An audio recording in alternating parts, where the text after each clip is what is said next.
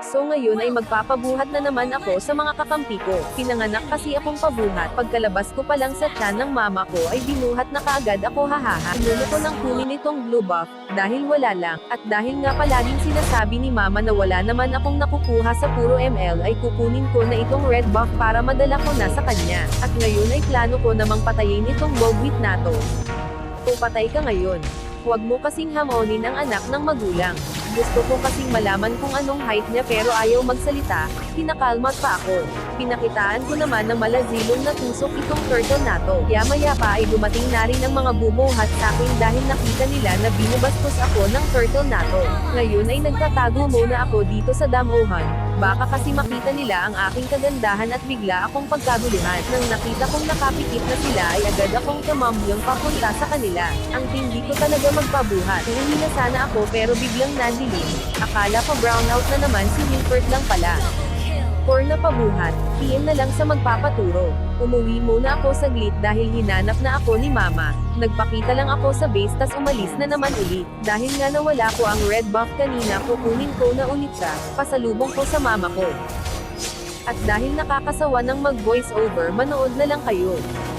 Pakikitaan ko na lang kayo kung paano ba magpabuhat ang isang master chef.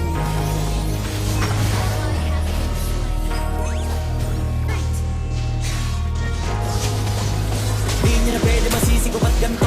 Ginaganapan ko lang na natural, tsaka inagapan ko na makutal nilawan, sinugal ginapang minahal. Nagalan natutunan ko rin tumagal, tsaka alam ko naman ang inaabangan na sanang tabangan yung papakawalan para di naabangan. Kasong alaba-laba naman ang alabang kinalakihan na galingan kaya nakasanayan ko makabuo na madiin. Di ko na malayo narating patay ako ng mailing. Mga naniwala di ko pwede biguin, di ko pwede pakitaan na bitin. Mga tingin na kalang busagin ko din kahit kabisado na kalitiin. Alam ko na may mata na nagbabantay kung paano ako sasablay, matagang nagkakantay kung kailan ako tatamlay at lalaylay. Yung mga laway na makita ako na mahina, umay na manira, ngalay na manghila kasi nga walang pinakitang hindi pamatay. Na napasarap mag-rap pag daming nagbago mula nung kilalanin ang tao. Daming nagtulak sa'kin, palaging maging ganado, palaging takado, pag kumalaw palaging planado.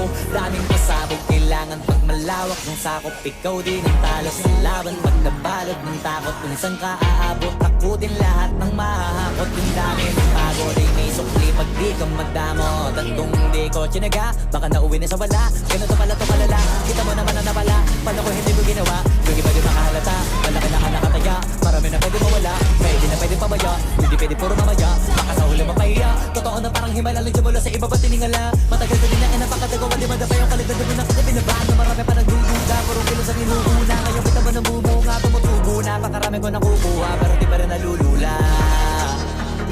Sa ugali wala pa rin binago, tao pa rin pag umaharap sa tao. Pero pag usapang rap pa, iba-iba ko. Literal na may bago kung naawat man sa tuwing na ilalabas na bago.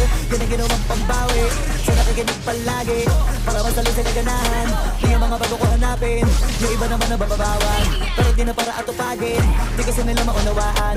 May impulsa ko pinapalalim, kahit pa paano na managanap ako paunti-unti. Gumalaw ng pino, hindi maitatangging. Iba din na laking munti, pila may anting-anting. Sa kating, malayo ko tingin, naging kambing sa dami ng hinahin. Naputahe, pwedeng akalaing malaking kantin.